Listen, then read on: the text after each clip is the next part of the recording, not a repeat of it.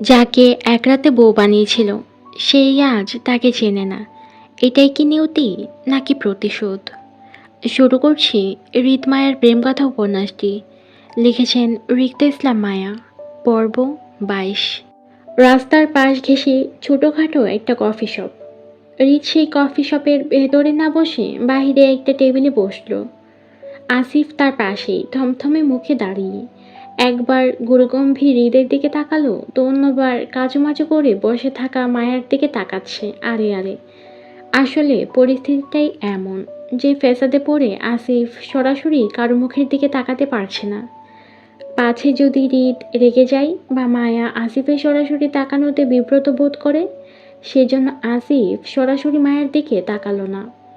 ছোট টেবিলের 4টে চেয়ারের মধ্যে হৃদের মুখোমুখি বসে মায়া, শ্রেয়া, নাদিয়া দুজনই হৃদের দুপাশে চেয়ার দুটোতে বসে।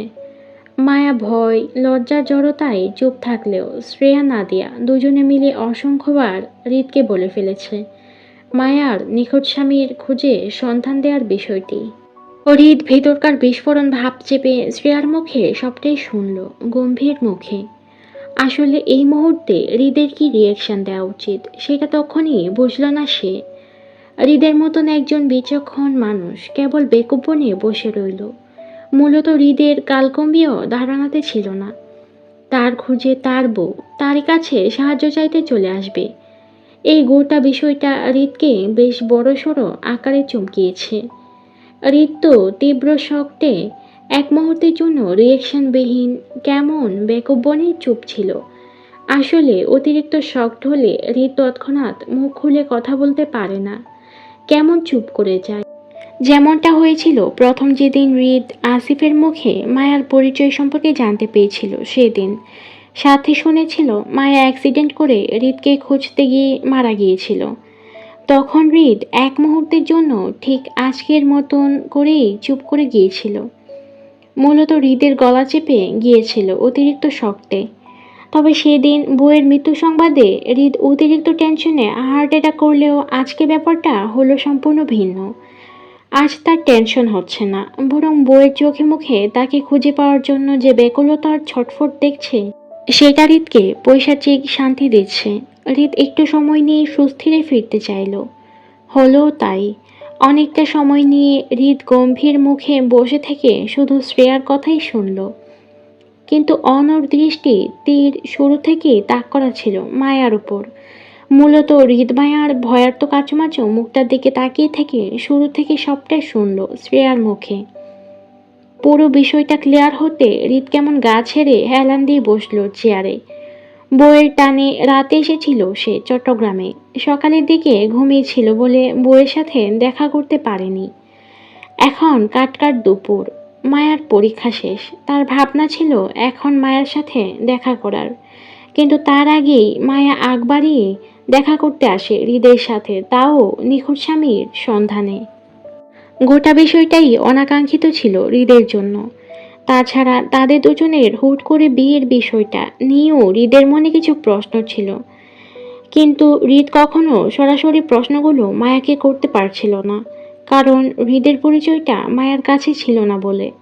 কিন্তু আজ মোক্ষম সুযোগ বুঝেই হৃদ মায়াকে মনের জমানো প্রশ্নগুলো করতে চাই, জানতে চাই কেন সেদিন রাতে হৃদকে অসুস্থ অবস্থায় ফেলে সে পালিয়ে গেল। কেন সেদিন রাতের পর মায়া আর হৃদের খোঁজ করেনি। কেন হৃদের পরিচয়টা মায়া এখনো জানে না। না জেনে বা কিভাবে মায়া অপরিচিত হৃদকে বিয়েটা করে নিল সেদিন। তাছাড়া সেদিন রাতে হৃদ অসুস্থ থাকলেও মায়া সুস্থ ছিল। তাহলে সেদিন রাতে মায়া সরাসরি হৃদকে দেখার পরেও এখন কেন চিনতে পারছে না তাকে? কেন? যদি সেদিন রাতে স্বামীকে ছেড়ে পালিয়ে যাওয়ার ছিল, তাহলে এখন কেন হুলস্থুল পাকিয়ে এদিক ওদিক দৌড়াদৌড়ি করছে হৃদের তথ্যের জন্য? হৃদকে তো প্রথম দেখায় চিনে যাওয়ার কথা, যদিও হৃদের সেদিন রাতে হুঁশ ছিল না। তারপরও সে সেদিন রাতে মায়াকে যতটুকু দেখেছিল, পরে তাদের দুজনের প্রথম দেখায় মায়াকে পুরোপুরি চিনতে না পারলেও সন্দেহের তালিকায় রেখেছিল মায়াকে, এই ভেবে যে এই মেয়েটাই হবে হয়তো সেদিন রাতের সেই মেয়েটি যার সাথে তার অনাকাঙ্ক্ষিত বিয়েটা হয়েছিল। হৃদ সন্দেহের বশে আজ এই পর্যন্ত আসলো, জানতে পারলো তার ধারণাই ঠিক ছিল। অথচ তার বউ সরাসরি তাকে দেখেও চিনতে পারছে না। এই বিষয়টিকে কেমন অদ্ভুত ঠেকলো হৃদের কাছে। সেজন্য মূলত হৃদ সুযোগ বুঝে এখন সকল প্রশ্নগুলো মায়াকে করতে চায়। কিন্তু তারপরও মায়াকে তার আসল পরিচয় আপাতত দিবে না সে। অন্তত বউ তার যতদিন না পর্যন্ত নিজ থেকে হৃদকে খুঁজে পাবে ততদিন। কপাল কুঁচকে হৃদ মায়ের দিকে তাকিয়ে প্রথম প্রশ্নটা করে বলল, কি এমন পরিস্থিতি ছিল যে স্বামীর মুখ দর্শন না করেই সোজা বিয়ে করে ফেললেন? হৃদের স্বাভাবিক কণ্ঠের প্রশ্নে চট করে মুখ তুলে তাকালো মায়া। সবগুলো উৎসুক দৃষ্টি মায়ের দিকেই তাক করা। সবাই প্রশ্নটার উত্তর চায় এমন। মায়া জড়তায় ইতস্তত বোধ করল উত্তরটা দিতে। হৃদ তখনও মায়ার দিকে প্রখর দৃষ্টিতে তাকিয়ে। শ্রেয়া মায়ের ইতস্ততা বুঝে হৃদের প্রশ্নের উত্তর দিতে চেয়ে বলতে চাইল, আসলে ভাই ওদের। টেবিলের উপরে হৃদের হাতটা ইশারায় শ্রেয়াকে দেখে থামিয়ে দিয়ে হৃদ শক্ত গলায় ধমকে বলল, তুই উত্তর দিচ্ছিস কেন? প্রশ্নটা কি তোকে করেছি? তুই ছিলি সেদিন রাতে ওর সাথে? হৃদের শক্ত গলায় দমে যায় শ্রেয়া। আগ বাড়িয়ে আর মুখ খুলল না সে। হৃদ যে শক্ত ধাঁচের মানুষ, দেখা গেল শ্রেয়া যদি আবার আগ বাড়িয়ে মায়ার হয়ে উত্তর দিতে চায় তাহলে থাপ্পড় একটা আজ কপালে জুটবে নিশ্চিত। হৃদের ধমকে শ্রেয়া চুপ করে যেতেই মায়া খানিকটা ভয়ার্থ হলো। কাচুমাচু করে রিনরিনিয়ে হৃদের প্রশ্নের উত্তরে বলল, আসলে সেদিন রাতে ওই লোকটাকে আমার ওইভাবে দেখার সুযোগ হয়নি। নিজের পরিবারের লোকদের থেকে বিচ্ছিন্ন হয়ে আধা রাতে আমি পথ হারিয়ে দিশেহারা ছিলাম। লোকটাও অ্যাক্সিডেন্ট করে সেদিন রাস্তায় পড়েছিল। কপাল ফেটে ওনার মুখ ঢেকে ছিল রক্তে। রাতের অন্ধকারে ঝড়ঝাপটায় যতটুকু দেখেছিলাম তাকে, সেটা আমার এখন আর অতটা মনে নেই। তাছাড়া পরিস্থিতি এমন ছিল যে আমার ভাবনাতেও ছিল না লোকটাকে মনোযোগ দিয়ে দেখব বলে। আমি ছোট মানুষ ছিলাম। তারপর পথ হারিয়ে একটা অ্যাক্সিডেন্টের মানুষকে নিয়ে ভয় পেয়ে গিয়েছিলাম। ওই লোকটার হয়তো সুগারের সমস্যা ছিল, সেই জন্য ঠিকঠাক দাঁড়াতে পর্যন্ত পারছিল না। ওই পরিস্থিতিতে লোকটার মুখ আমি কতটুকু দেখেছিলাম সেটা আর এই মুহূর্তে আমার মনে নেই। বিগত 2 বছর আমাদের বিয়ের। অনেকটা সময় চলে যাওয়ায় ওই লোকটার মুখ আমি ভুলে গেছি। এখন আমার আর মনে নেই, তবে যতটা মনে আছে লোকটা বেশ লম্বাটে আর বলিষ্ঠবান টাইপের ছিল। তাকে সামলাতে আমার বেশ হিমশিম খেতে হয়েছিল। মায়া কথাগুলো শেষ করতেই হৃদ দ্বিতীয় প্রশ্নটা করল, ফেস মনে নেই, তাহলে পরিচয়টা কেন নিলেন না? বললাম তো, পরিস্থিতি এমন ছিল যে আমার অত কিছু মাথায় আসেনি। মাত্র নবম শ্রেণীতে পড়তাম। বুদ্ধি খাটিয়ে কিছু করার মতো পরিস্থিতিতে ছিলাম না। আমি ভীষণ ভয় পেয়ে গিয়েছিলাম। একটা অপরিচিত অসুস্থ মানুষকে নিয়ে আবারও কতগুলো অপরিচিত লোকদের মাঝে পড়লাম। তারপর আবার সেই অপরিচিত মানুষগুলো আমাদের সাহায্যের আগে প্রথমেই আমার চরিত্রের দিকে আঙুল তুলে কেমন হুমকি ধামকি দিয়ে এক প্রকার ভয় দেখিয়ে আমাদের বিয়েটা দিল। এতে আমি ভীষণ আতঙ্কিত হয়ে ভয় পেয়ে গিয়েছিলাম। তাছাড়া আমার সাথে লোকটার, মানে যার সাথে আমার বিয়েটা হয়েছিল, তিনিও তেমন সেন্সে ছিল না। মানে উনি অর্ধ জ্ঞানহারা ছিল। সেই জন্য সবাই সহজে আমাকে দোষারোপ করে দায় দিচ্ছিল। আমি তাদের বলার সুযোগ পাইনি যে অসুস্থ লোকটাকে আমি চিনি না পর্যন্ত। সবাই একইভাবে আমার চরিত্রের দিকে আঙুল তুলছিল সহজভাবে, কারণ অসুস্থ লোকটা আমার কাজ জড়িয়ে তার শরীরের ভর আমার উপর দিয়েই রেখেছিল। তাই কাজী সাহেব আমাদের থানা পুলিশে দেবে, এমনকি তখন বিয়েটা না করলে আমাকে সকালে সমাজের লোকদের সামনে অপদস্থ করবে, এমনটা বলেছিল। এমন বাজে পরিস্থিতিতে আমি কখনো পড়িনি।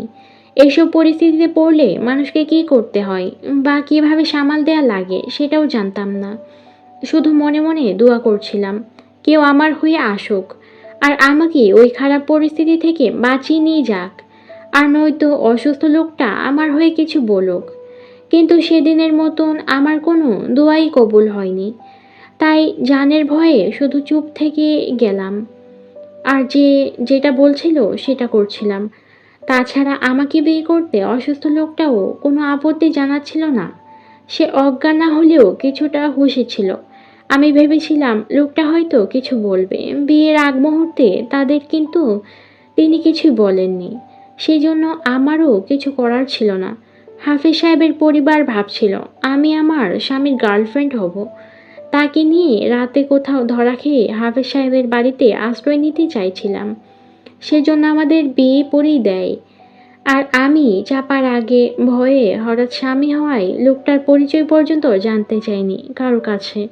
এমনকি হাফিজ সাহেবের পরিবারের কাছেও চাইনি। বিয়ের সময় অতিরিক্ত কান্নাকাটি আর ভয়ে স্বামীর নামটা কাজী সাহেবের মুখে শুনতে মনে নেই। কিন্তু কাবিননামায় ঠিকই দেখেছিলাম স্বামীর নাম, কিন্তু ইনিশিয়াল সিগনেচার হওয়ায় ঘোর পেছে নামটা আমি বুঝতে পারিনি কী ছিল। সেই জন্য তার নামটাও আমার জানা ছিল না। মায়ার দীর্ঘ কথার অতলে হৃদের তৃতীয় প্রশ্নটা আসলো সাথে সাথেই। তাহলে আপনার স্বামীর কাছ থেকে কেন জানতে চাইলেন না তার পরিচয় সম্পর্কে? ওই লোকটাকে সাহায্য করতে যেয়ে আমি এত বড় বিপদে পড়লাম, তারপর সে আমাকে সাহায্য না করে চুপচাপ বিয়ে করে নিল বলে রাগে আর ভয়ে স্বামীর পাশ ঘেঁষিনি সে রাত। দূরে দূরে ছিলাম। সে রাতে হাফিজ সাহেবের বইয়ের ফোন থেকে আরিফ ভাইয়াকে কল করে শেষ রাতের দিকে আমি পালিয়ে এসেছিলাম সেখান থেকে, যেন লোকটা সকালে হুঁশি ফেরে আমাকে আর খুঁজে না পাই সেজন্য। চতুর্থ প্রশ্ন করে বলল হৃদ, তখন স্বামী থেকে পালিয়ে বাঁচতে চাইলে এখন কেন তাকে খোঁজ করতে চাইছেন?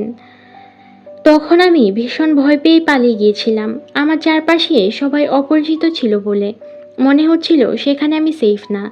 নিজের জীবনের তাগিদে পালিয়ে গিয়েছিলাম। কিন্তু ইদানিং মনে হচ্ছে লোকটাকে খোঁজ করা দরকার। সেজন্য বেশ কয়েকবার নরসিংদী গিয়ে হাফিজ সাহেবের বাড়ির লোকেশন অনেক কষ্টে খুঁজে বের করি। কিন্তু এত কিছু করার পরও আজ পর্যন্ত লোকটা সম্পর্কে তেমন তথ্য বের করতে পারলাম না, শুধু নাম আর নাম্বারটা ছাড়া। হাফিজ সাহেব কিছুতেই আমাকে ওই লোকটার নামটা বলেননি। আমি অনেক অনুরোধ করেছিলাম ওনাকে, তারপরও তিনি বলেনি আমাকে। শুধু বলেছে কোনো এক প্রভাবশালী লোক, নাকি আমার স্বামী। আমার মনে হচ্ছে ওই লোকটা কোনো গুন্ডা বা খারাপ টাইপের মানুষ হবেন। সেজন্য হাফিজ সাহেব ওনার নামটা বলতে ভয় পাচ্ছেন। কিন্তু আমি হাফিজ সাহেবকে এটা বোঝাতে অক্ষম হলাম যে আসলে আমার স্বামী যদি খারাপও হয় তারপরও আমার তার সন্ধান চাই। চাই মানে চাই। স্বামী নামক লোকটা খারাপ হতে পারে এমনটা জেনে বুঝেই আমি তাকে খুঁজেছি এতদিন ধরে। এবার আপনার সাধ্যে থাকলে আমাকে একটু সাহায্য করে ওই লোকটার তথ্য জোগাড় করে দিতে পারবেন? বেশি কিছু জানতে চাই না, শুধু ওই লোকটা কে সেটা বললেও চলবে। স্বামীর সন্ধান নিয়ে কি করবেন? শুনলাম আপনার স্বামী নাকি আরও দুটো বিয়ে করেছে, কথা কি সত্য? তার তৃতীয় বউ হওয়ার ইচ্ছা আছে নাকি? হৃদের সহজ কথাটা মায়া সহজভাবে নিতে পারল না। গুমরে ভিতরকার কষ্টগুলো যেন মায়ের গলা চেপে ধরল। মায়ার ভীষণ কষ্টে কান্না পেল, কিন্তু হৃদের সামনে কেঁদে নিজে দুর্বলতা প্রকাশ করতে চাইল না। হৃদ ওর আত্মীয় হয় এখন, তারপর আবার মায়ার সাথে হৃদের বনিবনাও হয় না কখনো। এমন একটা লোকের সামনে কেঁদে মায়া নিজের ভিতরকার অবস্থা জানাতে চায় না। মায়ার যতটুকু সম্ভব হৃদের সামনে নিজের ভিতরকার পরিস্থিতি না জানিয়ে ওপর থেকে শুধু সাহায্য চাইবে। মায়া স্বামীকে ঘিরে ওর মনের অনুভূতিগুলো প্রকাশ করবে না হৃদকে। যথাসম্ভব মায়া স্বামীকে ঘিরে ভালোবাসাটা হৃদকে না বলে এড়িয়ে যাবে। কারণ মায়ার ভালোবাসাটা শুধু মায়ার অবধিই থাকবে। সেটা আর যাই হোক না কেন, মায়া অন্তত কোনো বাহিরের লোকের সামনে প্রকাশ করতে চায় না। লোকটা যদি বিয়ে করে তো করুক, আমার কিছু যায় আসে না। আমার স্বামী চাই না, আর না তার বউ হতে চাই। সংসার তো দূরে থাক, কিন্তু তারপরও লোকটাকে আমার চেনা লাগবে। অন্তত ডিভোর্সের জন্য হলেও লোকটাকে আমার লাগবে। ডিভোর্স না হলে আমি অন্য কোথাও বিয়ে বসতে পারবো না।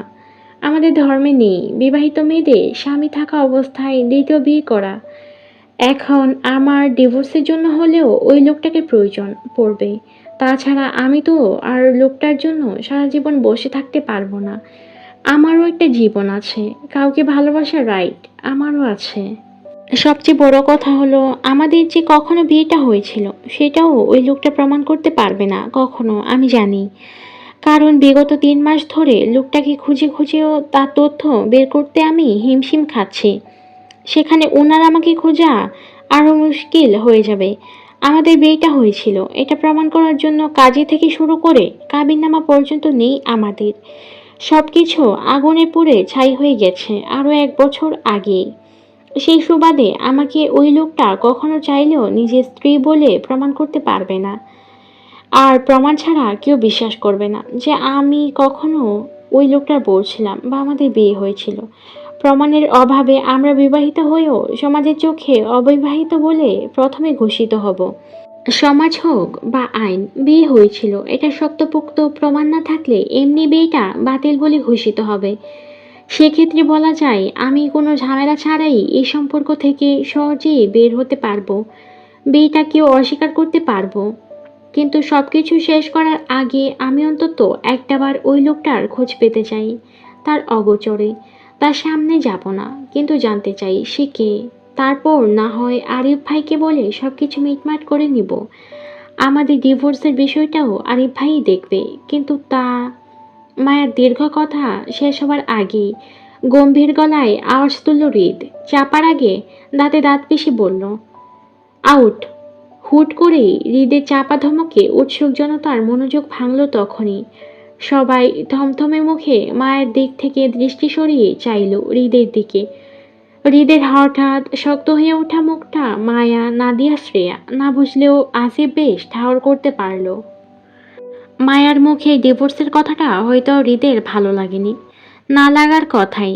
কত কিছু করলো বউকে খুঁজতে হৃদ, এমনকি বউয়ের টানে হুটহাট পাগলামি করে সকল কাজ ছেড়ে ছুড়ে চট্টগ্রামে চলে আসলো। অথচ আজ হৃদের জরুরি ভিত্তিতে নিজের ফ্যাক্টরির প্রজেক্টে পরিদর্শনে যাওয়ার কথা ছিল। সবকিছু ছেড়ে ছুড়ে শুধু মায়াকে এক পলক দেখতে চলে আসলো। আজ রাতেই তাদের আবার ঢাকা ব্যাক করার কথা ছিল। অথচ সেই বউ এখন বলছে হৃদকে ডিভোর্স দেবে। কৌশলে কিভাবে এই বিয়েটা অস্বীকার করে এর থেকে বের হয়ে যেতে পারবে, সেই বুদ্ধিটাও শেয়ার করেছে হৃদকে। এত সব শুনলে কার মাথায় ঠিক থাকবে? আসিফের নিজের মাথায় তো ঘুরছে মায়ের কৌশল শুনে। এবার হৃদ ভাই রাগের বশে মায়াকে থাপ্পড় না মারলেই হয়। পাবলিক প্লেসে আছে তারা, তারপর আবার দলের ছেলেরাও আশেপাশে দাঁড়িয়ে। বদনাম রটে যাবে মুহূর্তে হৃদ ও হৃদের বাবা নাহিদ খানের নামে।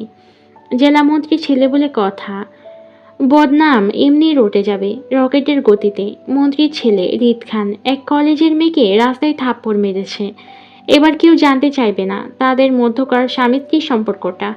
সবাই শুধু জানবে আদর্শ নাহিদ খানের ছেলে হৃদ খান এক নারীর গায়ে হাত তুলেছে। আসিফ ভয়ে কাচুমাচু করে হৃদের হাতের দিকে তাকালো।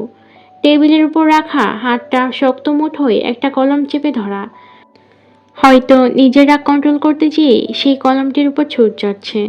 বৃদ্ধা আঙ্গুলে অনবরত কলমের ওটো ক্যাপ চেপে চেপে শব্দ করে নিপ ভিতর বাহির করছে। মায়া চট করে বুঝল না হঠাৎ হৃদের মনোভাব পরিবর্তনের কারণটা। কেমন অবুঝ গলায় শোধালো, জি। হৃদ ফের একই ভঙ্গিতে দাঁত পিষল, আউট। মায়া থমথমে খেয়ে তখনও বসে রইল।